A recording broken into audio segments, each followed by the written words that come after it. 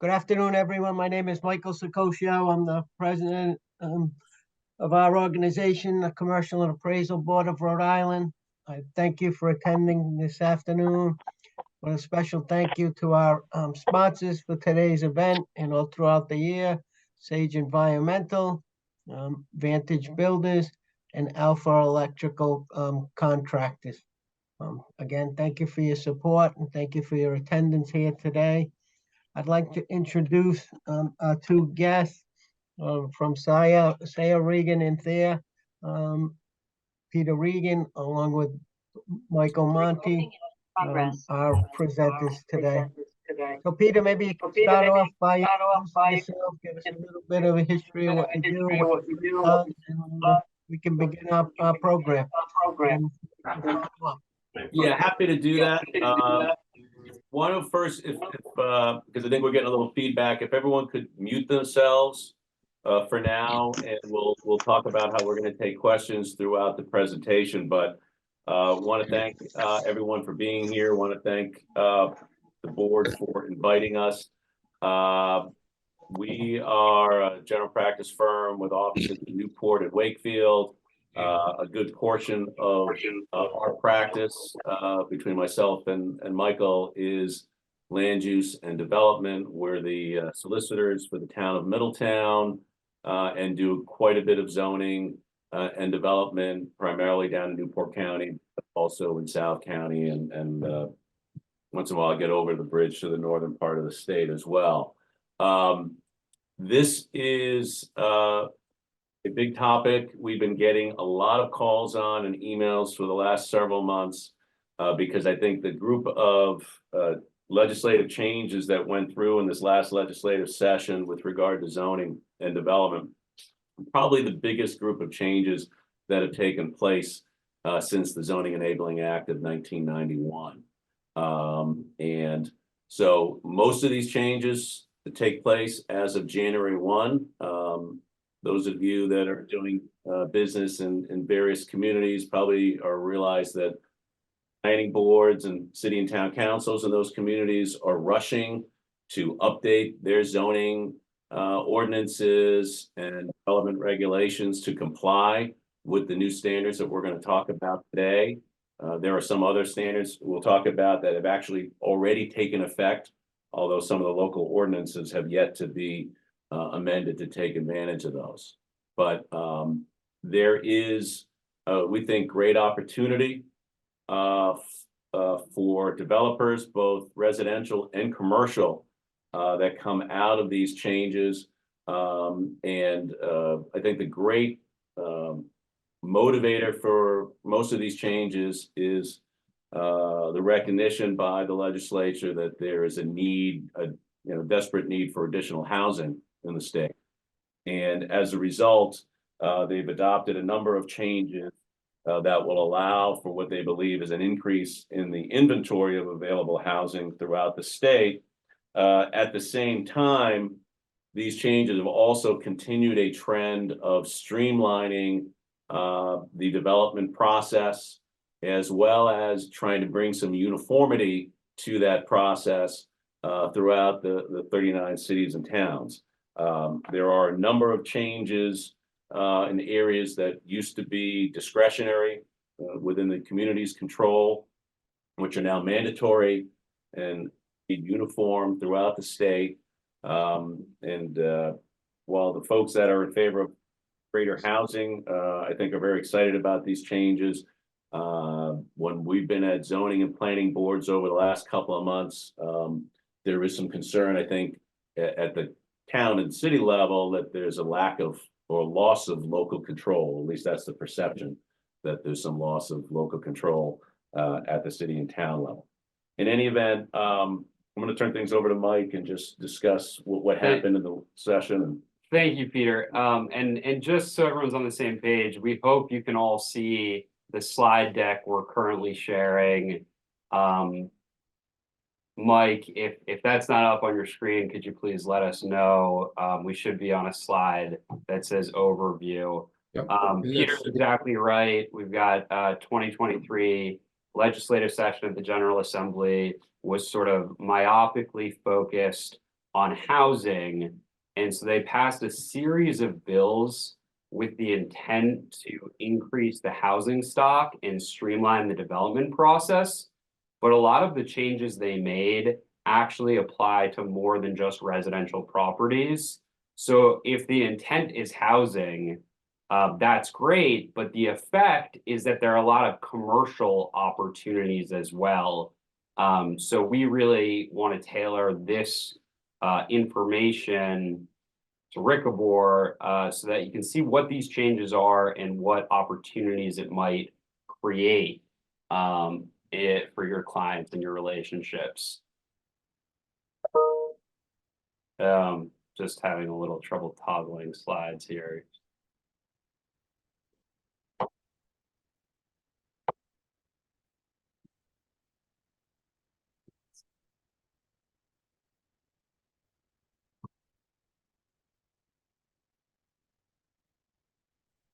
Okay, it might be tough as we toggle from slide to slide, so we apologize for that. Here are just some quotes. Again, this just really goes to emphasize how this was all driven by housing. You can see here what the Speaker of the House and the Governor are saying about things. All right, so the program agenda, we are going to focus on 5 primary areas of the changes in the law: adaptive reuse, new rules for substandard lots, modifications, which we'll go into, variances and special use permits, and then land development projects, some of the definitional changes and codification of these processes. And then we'll take a look ahead at what we expect might be on the docket for 2024. Adaptive reuse is potentially the most interesting. So we'll start with that. So Peter, why don't you tell us what adaptive reuse is, and then we can get into some of the legislation itself. Yeah, thanks, Mike. So from a commercial development standpoint, this is probably the most significant of the changes that have taken place. And you'll see here, so this is basically a new provision in the zoning law and allows for the adaptive reuse of any commercial building, including offices, schools, religious facilities, medical buildings, and malls, into residential buildings or mixed use, provided that the mix is at least 50% residential. And if it meets that criteria, it is a permitted use. So if you've got an existing office building, an abandoned school, any commercial building, you have the ability to convert that to residential units or to mixed use by right. And it's regardless of what zone it is. If you could have a school in a commercial zone or in a residential zone, you've got the ability to do this by right. And so first, let's talk about what's a commercial building. There's a list here: office buildings, schools, religious facilities, medical buildings, and malls. But that uses the word including, so technically any commercial building. Now, there's no further definition in the statute, but we've had discussions with zoning officials in several communities about this, and we think it's going to apply to a very broad mix of buildings. And even if I've got a residential building that's being used commercially, it would be, and taxed commercially, arguably that would be a commercial building. But if you think about it, if you've got a lot of office buildings that are, or retail building that are empty, you've got the ability, assuming that the building is suitable for it, to convert that to residential use by right without zoning approval. Go to the next stage. Yeah, Mike. So here's some additional language from the statute, and one of the in addition to being able to do a conversion of these buildings without having to get any zoning approval, one of the I think most important elements of this is there is the ability to do these conversions with a level of density that is really not available under most, if not all, zoning codes throughout the state. And frankly, at a level that unless you were doing an affordable housing complex under a comprehensive permit process, probably would not be available. But if you do an adaptive reuse development, so I take an existing commercial building, it's limited to the existing footprint, and if this includes at least 20% low or moderate income housing, access to public sewer and water, then the municipality can't limit the density to less than 15 units per acre. So once again, a fairly high level of density. And this, once if you add the 20% affordable or moderate housing to the project, you've got a fairly high level of density there. However, it goes on to say for all other adaptive reuse projects, the residential density shall be the maximum allowed that otherwise meets the standards of the minimum housing code.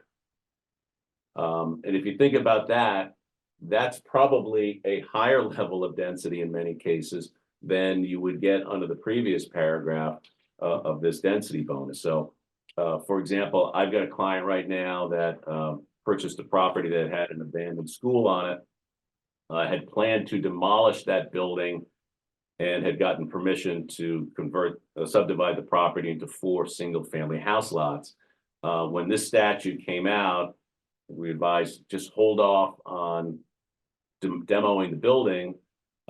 She's now in a position to convert that building into 15 or 16 residential units, assuming they all meet the standards of the minimum housing code, which are in terms of size is you know, you can put a relatively large number of units in that building, and permitted to do that so long as he's not expanding the footprint of the building by right.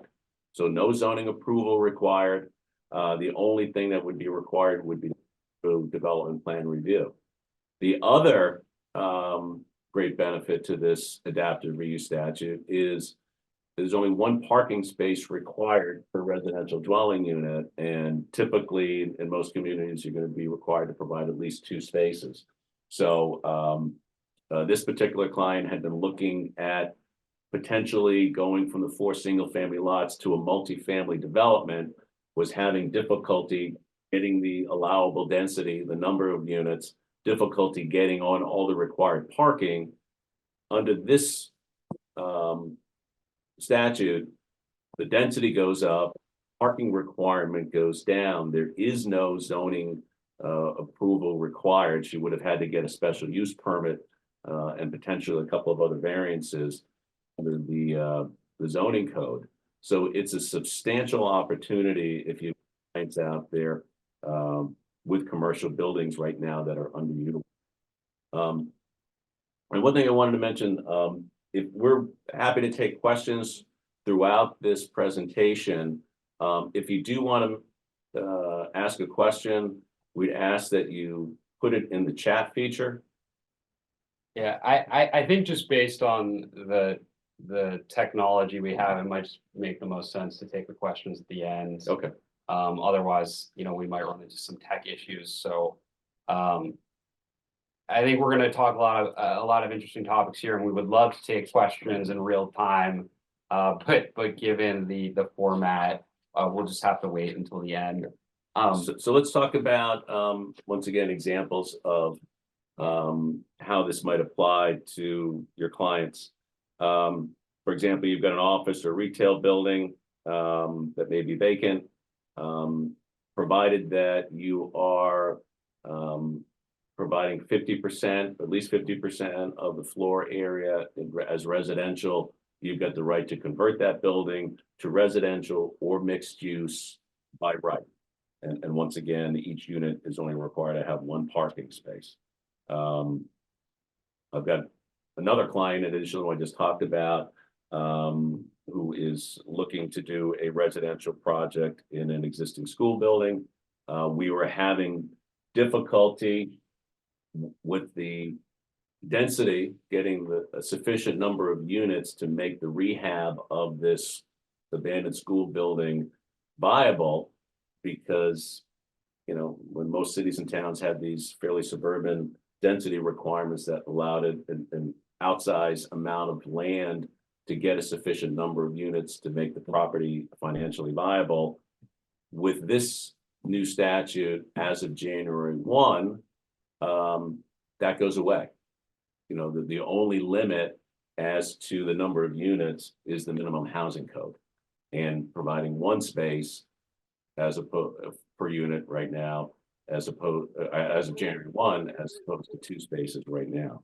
So that makes a significant difference in that project.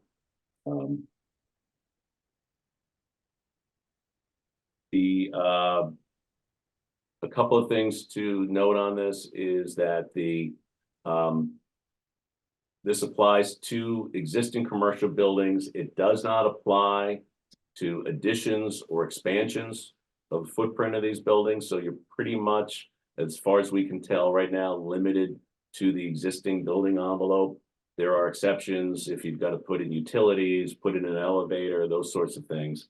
But it's limited to the existing building. So if you were going to addition, you'd have to comply with zoning for that addition. If you were going to do additional buildings added as part of the project, those would have to comply with the existing zoning. But once again, this is a very pretty exciting opportunity. I would expect to see a lot of office buildings potentially being converted to residential as this moves forward. Yeah, and I think just to kind of punctuate things on adaptive reuse, the moral here is that there are going to be a lot of properties that might be vacant or underutilized, and maybe they have been for a long time. And by allowing these properties to be converted by right into high density housing, either just high density housing or high density housing with a mixed use component, properties that maybe someone's getting low rent on and have half the building vacant are going to become a lot more interesting and potentially a lot more valuable. So that's adaptive reuse. And one other point on that, even though you don't need to go through zoning, you will need to go through development plan review probably for most of these projects, depending upon the size. But once again, you've got to go through development plan review on these sorts of projects anyway. So not having to go to zoning, have this allowed is right. So it'll be a lot faster, but you still will need us for a small component. So the next, you know what, Mike, if you're on the line and if people have questions you could read to us, we might be able to take them after each module. If you unmute yourself, Mike. Can you hear me? We Yep. can. Did any folks have a question about that they wrote in to Mike? Maybe anything in the chat? Mike, do you see anything? Mike, you're muted. I think you're still muted there, Mike. It's we have one question. What about going up on an existing footprint? And does adaptive reuse work with septic? Those are 2 questions that have come to the. Good questions. So first of all, the 2 provisions that we talked about where you get a potential density bonus if you're adding low and moderate income housing also requires there to be access to public sewer and water, or access to adequate private water, but requires public sewer. And then for all other adaptive reuse projects, it does require access to a public sewer. Yeah. So septic is probably not going to work. There'll be additional provisions, I think, that will come out when the cities and towns are adopting their own ordinances. But yeah, the septic system does not appear to qualify. The projects need to be limited to the existing footprint. So that leaves open the question of, if it's a 2-story building, can I add a 3rd story on top so long as I'm staying within the footprint? The zoning folks that we've talked to who are in the process of adopting and changes to their ordinances to comply with this, most of them have taken the position that You can't add another floor, but I think as with a lot of the other provisions we're going to talk about today, there may be additional legislative clarification or changes as these things roll out, or there may be some clarification through court decisions as we go forward. But right now, I think most of the cities and towns, at least, are interpreting this to mean that you've got to stay not only within the footprint, but within the existing building envelope. So not only the horizontal footprint, but the vertical footprint as well. Oh, sounds good. We don't have any other questions in the chat, so we might as well continue. Great, yeah, and I think this is a good way. After we end each module, we'll ask Mike to read questions from the chat. So moving on from adaptive reuse, the next change we want to talk about that was in the 2023 legislation is some new language relative to substandard lots of record. So as many of you, I'm sure, are familiar with, a substandard lot of record is something like, I've got a 7,000 square foot lot in a 10,000 square foot R10 district, let's say. So there's clarification in the law now that a substandard lot of record shall not be required to seek zoning relief based solely on the fact that that lot is substandard. This was largely the state of the law in many cities and towns, but now it's very clearly codified. So that's important, but what's more important is what we see on this next slide here. And that's that the setback frontage, lot coverage type requirements shall be reduced to the same proportion that the lot is undersized. So that's very interesting, because what it means is that my substandard lot now doesn't play by the rules of the standard zoning code, which might say I have to have 20% lot coverage, I have to have 10-foot setbacks. Instead, I could get a situation like this. So we'll do a little math here. Let's say I've got a 7,000 square foot lot in an R10 district. It would typically require 10,000 square feet of land area. So it's 30% undersized, and lot coverage, at least in Newport, is 20%. Typically, prior to January 1st, 2024, my allowable lot coverage by right would be 1,400 square feet with a 10-foot setback. Under this new law, in effect January 1st, now only 31 days away, I could see an increase of 30% of what I would typically be allowed, because again, the lot is 30% undersized, so I get this 30% bonus. Now I could get 1,820 square feet of lot coverage, and the side setback could be as little as 7 feet. So that's an interesting little provision in the law that cuts out a lot of red tape for certain properties. And yet, for people who spend a lot of time in front of zoning and make a good portion of our living doing zoning work for folks, we're not sure how we feel about this. But what this does is it eliminates a lot of projects that would otherwise have to go to the zoning board. We spend a lot of time in front of zoning boards arguing that we're entitled to a variance because my client has a 5,000 square foot lot in a 10,000 square foot zone. Well, this basically does that job for them by, if your lot's half the size, your lot coverage allotment goes up by 50%. Your setbacks come down by 50%. And I think the intent here is to hopefully greatly reduce the number of projects that have to go to zoning, and at the same time, hopefully shorten the line so that the projects that need to go to zoning can get done for a period of time. Yeah, and so what we've seen, and so that's the very brief module on substandard lots. So if there's any questions, Mike, in the chat about that, happy to. I have one to start with. It's my own question. How do you think this is going to affect value? I mean, our appraisers out there are going to say, wait a minute, that's a buildable lot, it's worth X.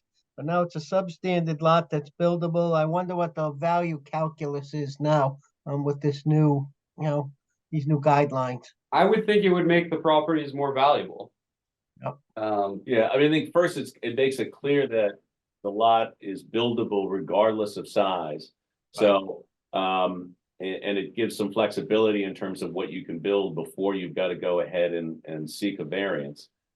So that's a plus. The interesting thing is going to be, are we going to see greater relief coming out of this, or are the boards going to essentially, end up, if I need more relief than what this bump gives me, are they going to sort of go to that same neighborhood sort of average that they've looked at before? But I think certainly it's going to, for those lots where there's a question about whether or not they were buildable in the first place, certainly add value there. Mm-hmm. We have another question from the chat. It asked if the local fire departments are on board with reduced setbacks. I think probably what that implies is that if it's on a corner location, the setback is reduced to a dangerous level, possibly. I'm not sure what that question means. So maybe there's two questions there. Yeah, I think that's an important point, right? There are minimum fire standards for how close separate structures can be on the same lot. And I think that question is sort of asking, what if I have a property right on the property line and another one right on the adjacent property line? How does that impact fire? Yeah, and this only has impact on zoning. Right. So it doesn't have any impact on fire code standards. So if, and Mike's spot on there, if I've got a house that's 2 feet from the property line on one side of the line, can I put another house, even because my zoning setback is now only 5 feet, can I have that house be 7 feet from the house next door if the fire code requires a minimum separation of 10? So yeah, I don't think it's going to have any impact on the fire code. So there may be situations where you do have some conflict here. In which case my assumption is that the fire code is going to control, but yeah, and I think these types of questions and issues are going to be ironed out over the next several years, probably with people like Peter and myself in the middle of them. So that's the substandard module. So just kind of to take stock, we've seen adaptive reuse is going to allow for a much broader use of underutilized properties. Substandard lots are going to be a little bit easier to develop. So let's see what else is kind of streamlining the process. Well, the next thing is what are called modifications. And modifications are it's kind of an interesting term. A modification is what we would typically consider to be a very small dimensional variance. Many municipalities previously allowed modifications, which are small dimensional variance, to be approved administratively. Many other communities do not have a modification process. It's just you go straight to seek your zoning relief. Under the 2023 legislation, we see that now communities must have a provision for modifications in their ordinance. And this will allow a zoning enforcement officer to grant modification permits without ever getting the public involved in certain circumstances. I don't want to go too far into the weeds on this, but just to further kind of paint the picture of what this modification concept is, municipalities have to arrange for a modification process for small dimensional variances that are within 15% of what would be allowable. So essentially, if I have a 10-foot setback and I want to build within 9 feet, that would be a 10%. And it would have to be subject to the modification process that every town is now going to have as part of their zoning code. And this is really interesting. If the modification request is very small, so 5% or less, the zoning enforcement officer can sign off on this without any public notice requirements whatsoever. So if you're a developer and you have something small like this, you know, what a relief, right? To not have to be dragged into a public hearing. There are other provisions. This is a little bit in the weeds. If it's greater than 5%, notice goes out. If no one objects, then it can be approved administratively. If someone does object, well, then you go to the board and you have to have your hearing. So this takes out, you know, a whole host of smaller applications. If you go to zoning boards, usually they'll have quite often a summary calendar or a summary hearing portion of the meeting at the beginning where they're applications where they're small requests for variances and no one is objecting. And typically, if there is an objection, it will require a full hearing. This allows those sorts of applications to be done administratively. As Mike said, you file the application, notice goes out. If no one objects, the zoning officer approves it administratively and you're done. And once again, if it's a very small modification, 5% or less, no notice is required. The zoning officer can simply grant that administratively and you're done. And once again, I think the General Assembly had the notion that there are far too many cases going to zoning boards. And the process, you know, in some communities to get if you needed a full hearing, it might take anywhere from 3 to 6 months to get heard. And so the idea is let's streamline the process and the applications that need to be heard. Let's get them heard more quickly. Thank you, Peter. And then what you're seeing on your screen here is just the standard for administrative approval, which is it's different than what you would see for the typical variance standard. So I just want you to have that information. So any questions about the modification? There are some in the chat. There's some interesting ones. Good one is, how about continuous ownership of lots? Are they still merged? Is one question. I thought it was very interesting. So that's an interesting question. So there is a new law relative to merger that we didn't include in the presentation. I've got it here in front of me. I would be happy to get an email from that person and field the question independently. We didn't include it as part of the program tonight, but there is a new rule relative to merger, and I'm happy to follow up with that individual after the session. Another question about would farm properties be included in the new code? There are large buildings on farms that could be converted to housing. Is that a farm building, I guess, considered a commercial building? I would think that would be a commercial building, and I think that would be in play. And that's a question relative to adaptive reuse, it sounds like. Yeah. And that's, you know, there's not a particularly broad definition of what a commercial building is, or really any definition of what a commercial building is, other than the examples that are in the statute. For example, we had a client call and, you know, there was property that was, I think, maybe a 7 or 8 room inn or bed and breakfast property. It's being used commercially. It's a residential property. It's being used commercially. It's being taxed. And the brief conversation we had with the solicitor in that community was that he thought it would apply.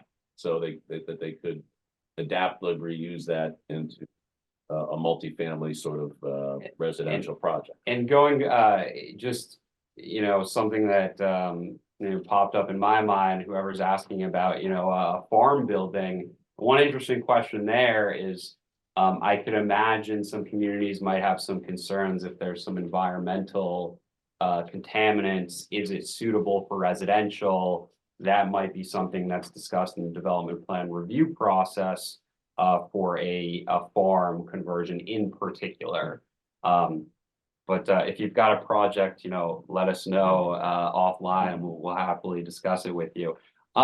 All right, so moving on from modifications, we've looked at adaptive reuse, we've looked at substandard lots of records, we've looked at this kind of interesting modification process.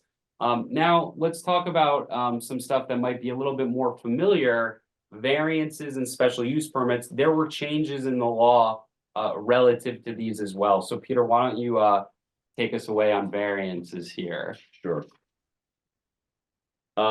So any of you that have been to zoning boards, you know, over the last 20 years, you're probably familiar with the standards that apply when someone's seeking a dimensional variance.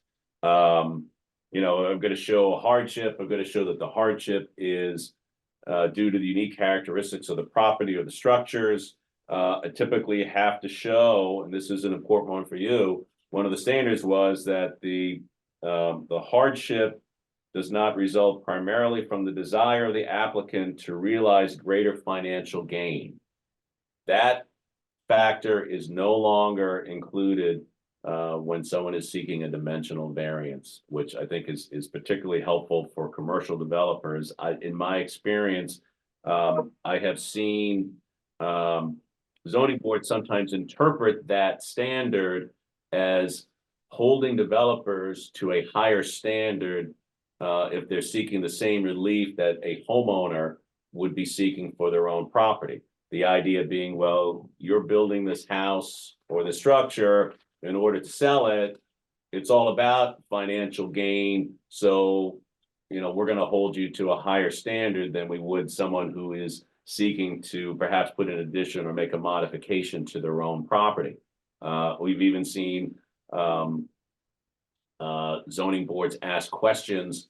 If, let's say, someone's got a two-family house, well, you're putting this deck on, is it for you or is it for your tenants? Are you putting this deck on for your own use, or are you putting the deck on in order to increase the rental value of your property? Because if you're increasing the rental value of the property, then it's for greater financial gain. We might not give you that deck. I mean, I've actually had boards say, yes, you can add this second floor deck, but it can only be used by you. It can't be used by tenants if you rent that unit out, because they felt that that would be, once again, seeking greater financial gain. So that provision is now gone. So if you're seeking to do an improvement to a piece of property and you're primarily motivated by greater financial gain or increasing the value or rental value of that property, that is no longer an impediment to getting a variance. One of the other changes is that there's always a standard provision that says I have to prove that the relief to be granted is the relief release necessary. So the typical example of this is someone wants to put a deck on the back of their house. They need lot coverage or setback relief. They want to put a 30 by 40 foot deck in the back of their yard. They may get some relief, but that's a 30 by 40 foot deck is probably not the least relief necessary to enjoy your backyard versus perhaps a 20 by 20 foot deck. So that provision has come out. However, if we go to the next slide, there was additional language that went in, which sounds suspiciously like the language that was taken out, saying that in getting a dimensional variance, I have to show the hardship, if it's not granted, would amount to more than a mere inconvenience, which has always been one of the standards that has to be met. But they've added this language, meaning that the relief sought is minimal to a reasonable enjoyment of the permitted use to which the property is proposed to be devoted. As I mentioned, that sounds suspiciously like the language that was taken out, that the relief granted is the least relief necessary. So while this is a change, I don't know how significant this change is going to be. I think, as with most dimensional variances, it comes down what's reasonable, what's the amount of variance you need to make reasonable use of the property. We'll give you that, but we're not going to give you double what you would otherwise need. Yeah, and I think the big takeaway here is really the omission of the language on the former slide about the desire to realize greater financial gain. You're not going to, everybody knows that when you go and get a variance, you're probably gaining financially. You shouldn't be penalized for that. So now that's that's out of the law. Yeah. Um, Everyone, it's gonna be an even playing field between homeowners seeking variances for their own property or developers seeking to improve property for resale.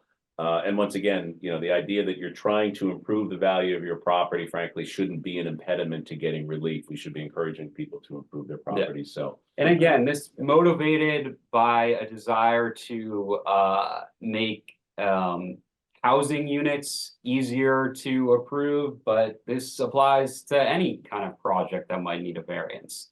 So, you know, just goes to show that the effects are broader than maybe what was intended. So that's variances. I think we're gonna do variances and special use permits together before we take questions on those two, just because they're you know so often linked. So I think Mike, there everybody is one question that's popped up a couple of times. sure. Maybe you can clarify how parking regulations change with all of this? You know, the parking requirements? So I think that might be a question that probably comes up with respect to adaptive reuse again. Okay. Which is interesting because that is what we identified as probably would be the most interesting to you folks. Right. Peter, did you? Yeah, so the with regard to the adaptive reuse, if most zoning ordinances will have a standard that says for every residential unit you're putting in a multifamily development, you've got to provide 2 parking spaces.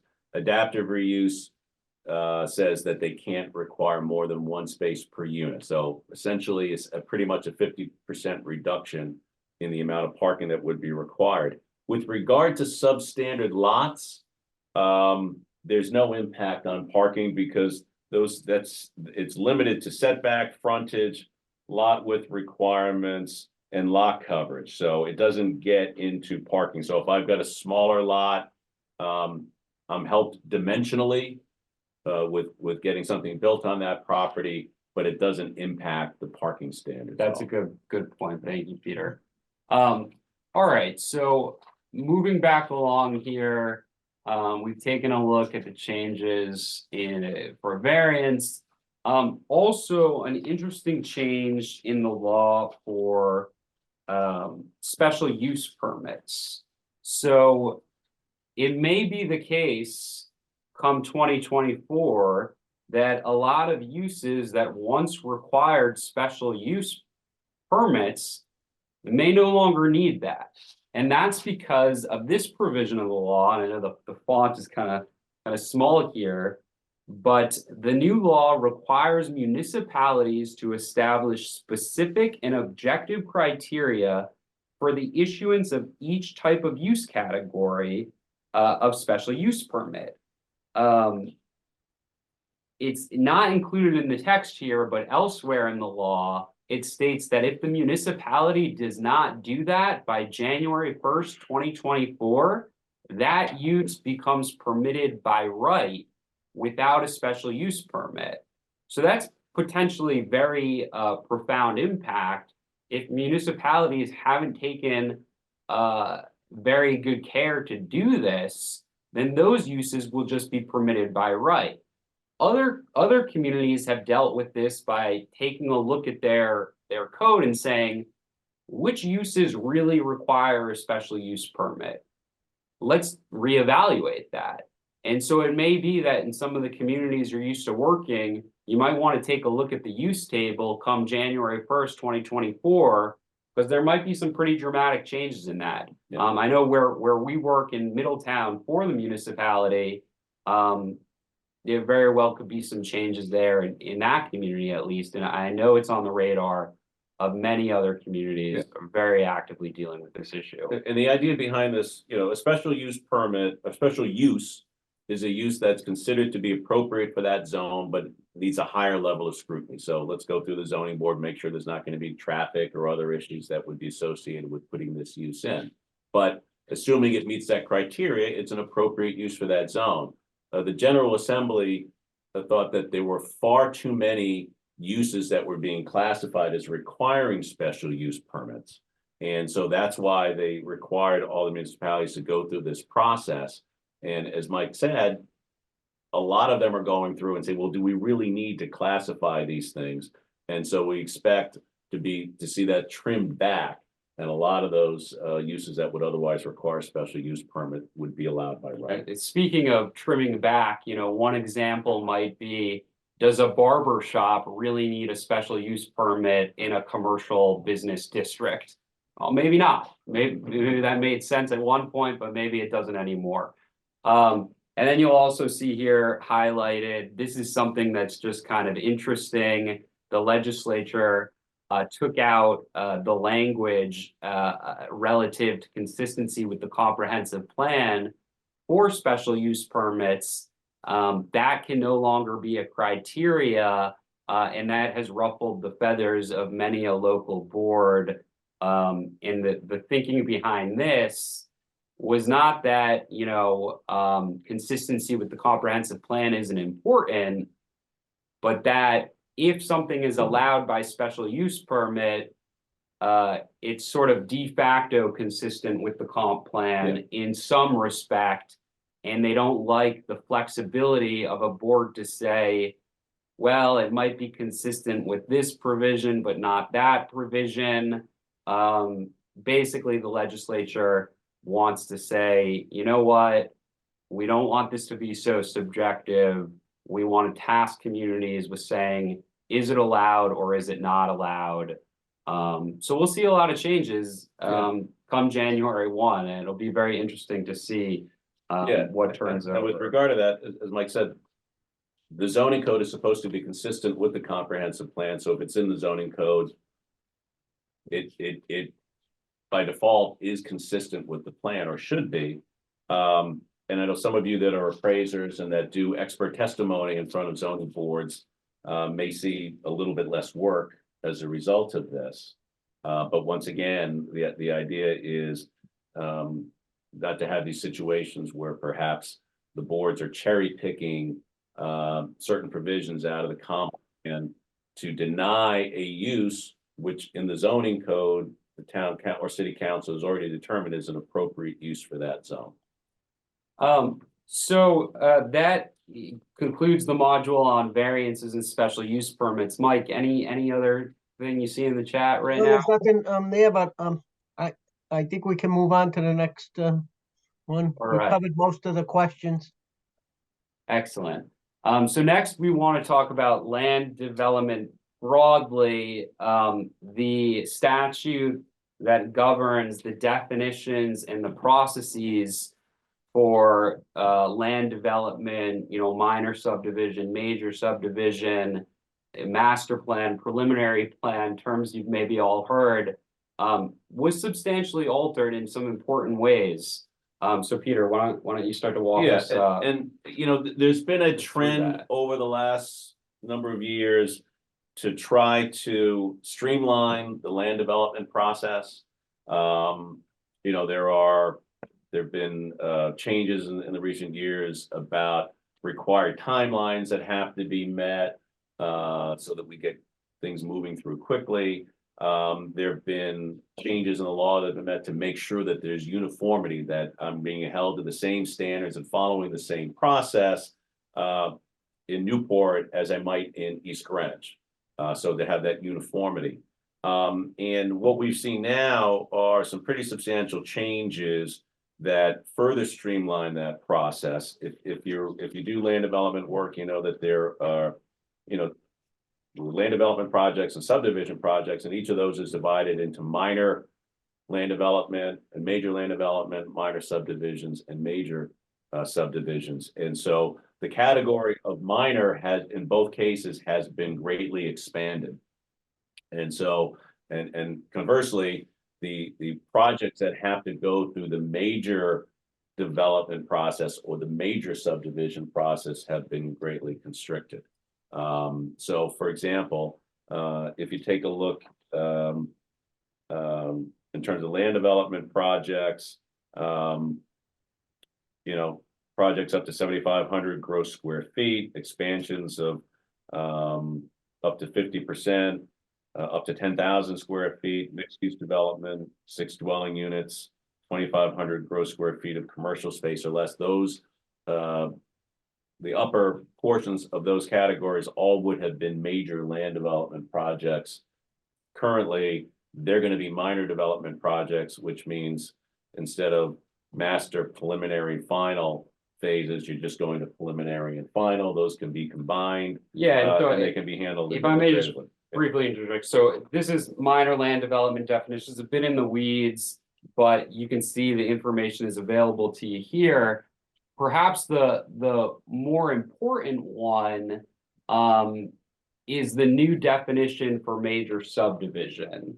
So skipping a few slides ahead here, Peter, why don't you walk us through the importance of this? Yeah, so right now, and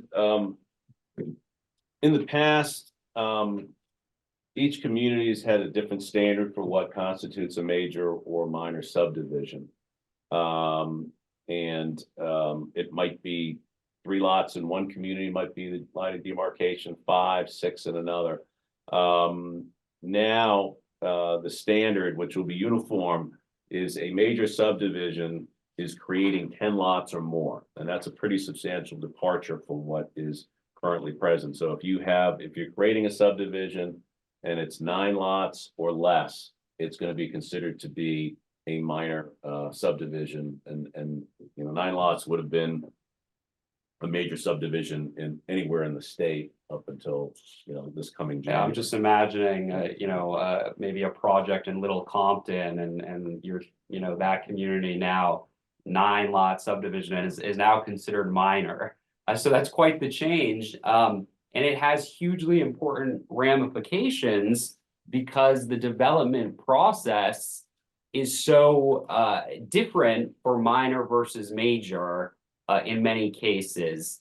So here you see the minor land development and minor subdivision review process. One really interesting thing about this is that if no special use permit, variance, or street creation is involved, you may not even need to have a public hearing. So that's pretty different and pretty interesting. And here, contrast that with major, additional stage of review, public hearing required always.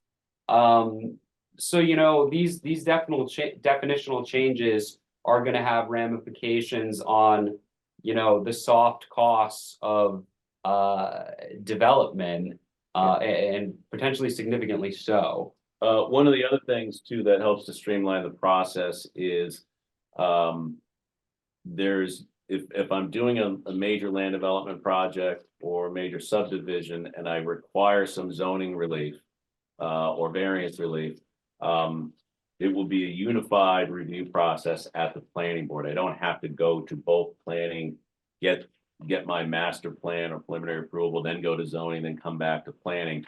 Everything is done at the planning board. So that certainly will save time, effort, and money in terms of the review process. That was something that was discretionary previously. So some communities had adopted a unified development review. It is now mandatory going forward. So a land development project in most cases now will stay with the planning board for its life. So it's one-stop shopping. And then again, if you're in minor versus major, you're going to have a much faster process. So we've got many clients that our advice to them has been, we like your project, we think it's viable, but it'll be even more viable come January 1st. So let's get the application ready, but let's hold off on applying until that January 1 date. So we expect a lot of communities to be flooded with applications as soon as things turn over. And one other point there for any of you who are on any of your local planning or zoning boards, if you're on the planning board, you're going to be much busier. If you're on a zoning board, you're probably not going to have nearly as much to do because there's going to be fewer applications, and some of the larger applications that come through are going to be handled entirely at the planning board. So are there any new questions, Mike, about some of this? No, we've been pretty good. No new questions so far. I guess you're doing a good job explaining things. Okay, I hope so. So there were a number of other changes during the 2023 legislative session related to zoning. We've selected what we thought would be the most important to present to your group here tonight. But there are other changes in the law, and they're also important. It's to kind of recap what we've seen. Adaptive reuse makes a lot more opportunities out there. Substandard lots also going to create different value propositions for some of these properties. Modifications, variances, special use permits all make the development process a little bit easier with the changes that we've seen. And then, of course, the land development review process itself, especially with the provision of mandatory unified development plan review and the change for minor and major subdivisions and developments, all of these things sort of converge to create an easier process. Yeah. I'm sure it's still not going to be as easy as some of our developers would like, but it will be easier. The last thing we wanted to present on, and we know we've gone for about an hour here, and I'm glad to see we've still got 73 participants. I think we started with 81, so we've got a good We're keeping most of their attention, so that's a good thing. That's a good thing. A few things to kind of look out for in 2024. Some interesting topics we'll just very briefly touch upon.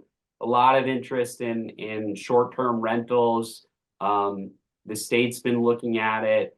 Accessory dwelling units, we'll touch on that very briefly. And then a sort of interesting law related to unrelated persons. So short-term rentals, here's just some data about how some of these communities individually regulate short-term rentals. You can read that only 9 of the 39 communities have imposed regulations.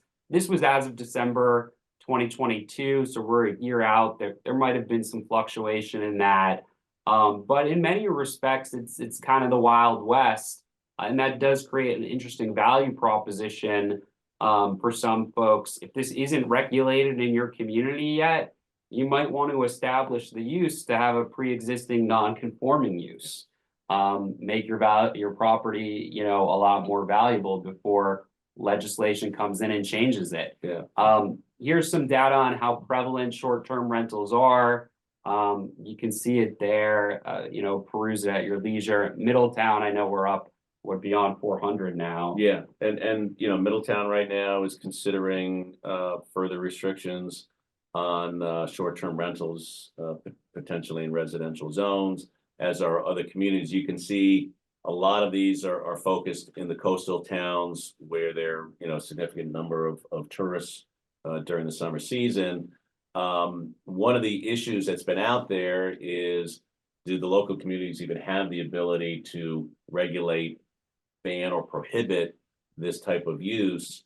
I mean, Mike has got on the screen now, there were a number of bills that were introduced at the latest legislative session at the state level dealing with short-term rentals and some of those issues. None of them passed. So some of those questions, at least now, are unanswered. But it'll be interesting to see what happens in the next legislative session, since there's such a emphasis on trying to solve the housing crisis, and at least a perception that portion of that crisis has been created in some communities by the conversion of what previously were long-term rental properties to short-term rental properties. It'll be interesting to see what happens at the state level, and whether they'll bless the any action by some of these communities that have a higher level of Airbnb and short-term rentals to further restrict those. And as you can see up on the board here, 15 member commission was established. So we'll see how quickly, you put 15 people in a room, it might take a long time to see any movement, but it's a hot topic. It's on the radar of the legislature and the communities. And you know, if you have folks out there that you advise, it might make sense to front run some of this so you can establish a use now and in the future. Another thing to look out for, accessory dwelling units. So accessory dwelling units actually came up in 2022 legislative session. The definition changed from an accessory dwelling unit having to be occupied by a family member of the primary residence to allowing municipalities to create a system whereby an accessory dwelling unit need not be for a family member. You know, the primary residence need not be owner occupied. So that is a, you know, potentially much broader use. And I know we've gotten a lot of calls of folks interested in, hey, can I do an ADU? What does it look like? I'm very interested. And the sad state of this is that the 2022 legislation was very confusing, and it actually was considered to be amended in 2023. The amended legislation failed to pass, and we expect new legislation is probably going to be on the horizon here. And just to highlight how complicated this is, you can see here a provision of the law. It says any municipality which chooses to permit an ADU shall not impose excessive restrictions. On the other hand, it also says that an ADU shall be a permitted use in certain districts. So there's a lot of confusion in the community as to whether these two provisions conflict with one another. Does the municipality get to choose, or must it permit the use? In everything from R20 and above. And what happened as a result of this confusion, because you could talk to 6 different solicitors and get 6 different opinions on what the statute meant, because there was legislation introduced which would clarify and clean up some of these questions. A lot of communities did not proceed with amending their zoning ordinances to provide for these ADU provisions, because they said, we'll wait, they're going to clear all this mess up. That didn't happen.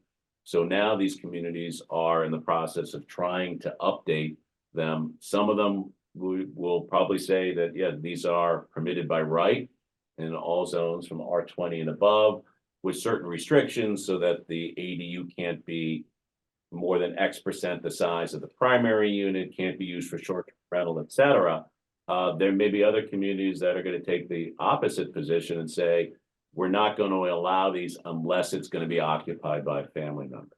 So another sort of interesting thing that is on a lot of folks' minds that you know, we just want to provide as much information as we can on some of these topics to you. The last item we have here tonight as something to look out for in 2024 are unrelated persons regulations. State law currently says that municipalities can restrict the number of occupants in a single residence to not less than 3 unrelated persons. So I can, if I'm a community, I can say 4 unrelated persons. That's too many unrelated persons. You can't live together. It's sort of an antiquated law in many respects, and a lot of the coastal communities, especially where colleges and universities are, so maybe not just coastal, up in Providence as well, are very interested in this, and we expect there to be pushes to at the State House to potentially change the number of unrelated persons that municipalities can restrict to living under the same roof, and that there could be positive response to that because again, the legislature is so interested in housing.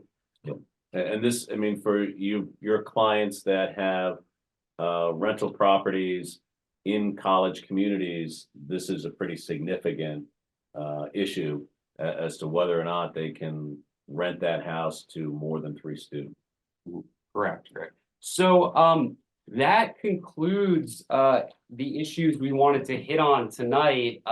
Happy to spend another 10 minutes or so on questions if there are any. I have a couple of things to wrap up for you. People are asking in the chat for more information about the contiguous lots. So maybe you can get us some information that we can distribute about that. We'd be happy to get that to you, Mike, and then you could shoot that out to the members. Absolutely. And the farm buildings, what the impact that was and how that affects, anything you can comment on that. Yeah, I mean, well, right now, once again, the adaptive reuse statute applies to any commercial building. So Right. I would certainly take the position that a farm building is a farm is a commercial use. Absolutely. And as a, so it's not just a barn at your house that you're using as a hobby. If it's a working farm, certainly that would qualify as a commercial building. And in my opinion, you'd have the ability to use the adaptive reuse statute. I heard some interesting commentary today on the radio by Stephen Pryor, and he said that this helps eliminate a lot of the patchwork zoning that's all over the state, that it brings some consistency and hopefully streamline the process. And to get Rhode Island from the bottom of the barrel as the 50th, the lowest amount of new units per population in the nation, and help our reputation, in the development community to move forward.